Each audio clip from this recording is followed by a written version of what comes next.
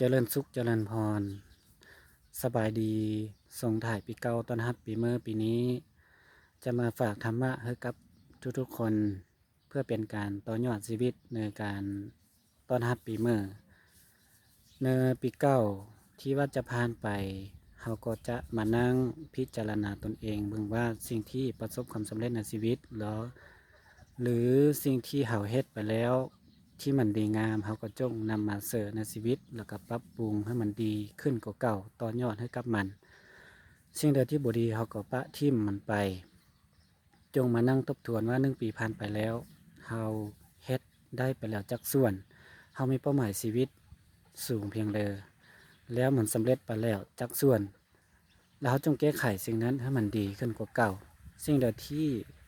เราบ่ประสบความสำเร็จเราก็ปะละที่มันไปกับปีเก่าในปีใหม่นี้ธรรมะก็คือ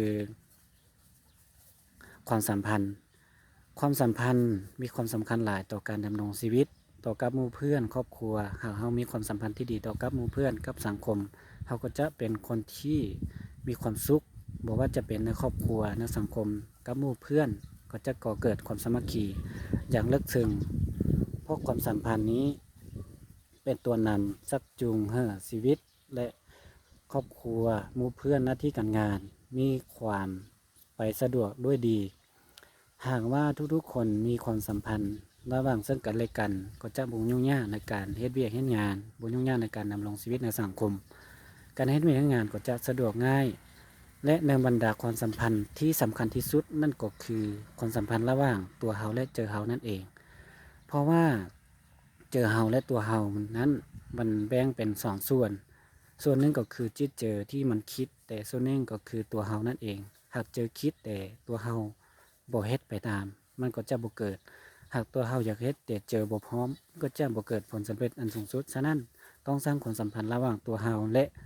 จิตเจอเราให้มันกลมกลืนลึกซึ้งพัวพันซึ่งกันและกันบ่ว่าเราจะเฮ็ดหน้าเวียกอันใดก็ดีหากมีความสัมพันธ์ระหว่างจิตเจอร่างกายก็พร้อมจิตเจอก็พร้อม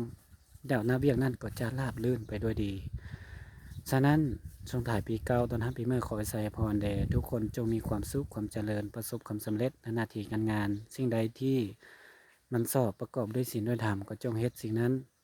แล้วเราก็จะเป็นคนที่โชคดีนะครับปีใหม่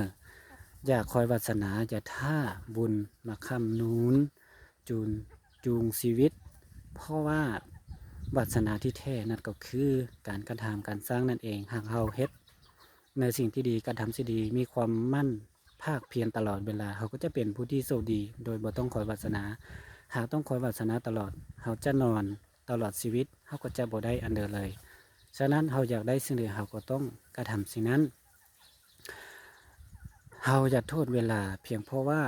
เขายังบ่ทันเฮ็ดดีพออย่าขอย้อนอดีตเพื่อแก้ไขอย่าขอกระโดดไปอนาคตเพื่อสร้างสิ่งที่ยังบ่ทันเกิดขึ้นเพราะสิ่งที่เขาเลือกได้นั่นก็คือปัจจุบันเขาจงสร้างปัจจุบันให้มันดีที่สุดแล้วเขาก็จะเป็นผู้ที่โชคดีที่สุดในปีเมื่อที่จะมาฮอดมาถึงนี้และถ้าว่าเขาบ่เข้าเจอบ่ฮู้ว่าจะไปทิศทางใดเขาจงถามจิตใจเขาเองถามร่างกายเขาเองว่าเขาต้องการสิ่งใดเขาต้องการสิ่งนั้นเขาก็จงเลือกมันและเฮ็ดให้มันดีที่สุดแล้วเขาก็จะมีความสุขเพราะในที่สุดแล้วครูที่ให้คำตอบเขาได้ดีที่สุดนั่นก็คือใจของเขานั่นเองขอให้มีความสุขความเจริญพร